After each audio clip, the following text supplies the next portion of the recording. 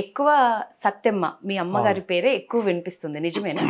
సత్యమ్మ కనిపిస్తుంది, సుబ్రహ్మణ్యం కనిపిస్తారు, మా బాపు కనిపిస్తారు. ఓకే. సత్యమ్మ ఏంటంటే దాంట్లో మొట్టమొదటి కథ ఒకటి ఉంటుంది, సల్లగుండు సత్యమ్మ అనేటువంటి కథ ఉంటుంది. ఆ కథ నాకు నిజంగా ఇప్పటికీ కూడా చాలా బాగా అనిపిస్తుంది ఆ కథ. మా ఇంట్లో 3 బర్రెలు ఉండేవి. ఆ బర్రెలు పొద్దున్నే మా నామల మల్లయ్య అతను వచ్చేవాడు, పొద్దున్నే వచ్చేసి వాటిని పాలు పిండి వాటిని తెచ్చేవాడు. మాకున్న కుటుంబానికి మించి ఆ పాలుండేవి. వాటిని ఏం చేసేది మా అమ్మ, పెరుగుగా తోడేసేది. ఆ పెరుగు తోడేసిన తర్వాత వాటిని మజ్జిగ చేసేది, మజ్జిగ అనే బదులు చల్ల చేసేది.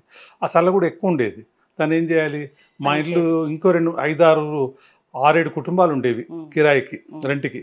వాళ్ళందరికీ కూడా చల్ల పోసేది. ఆ సంగతి ఇక్కడ చల్ల ఎక్కువ ఉంది వీళ్ళ ఇంట్లో అని చెప్పేసి మా వాడకట్టులో నుంచి చాలా మంది వచ్చేవాళ్ళు.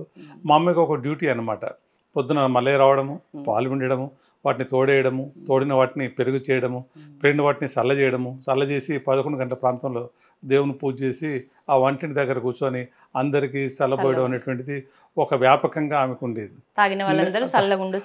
అప్పుడు నేను ఒకరోజు అడిగితే, ఏమొస్తుందమ్మా నువ్వు రోజు ఈ పని చేస్తున్నావు, నీకు సమయం అంతా వెచ్చిస్తున్నావు అని అంటే, పోతూ పోతూ వాళ్ళు ఏమంటున్నారు విన్నావా అంటుంది.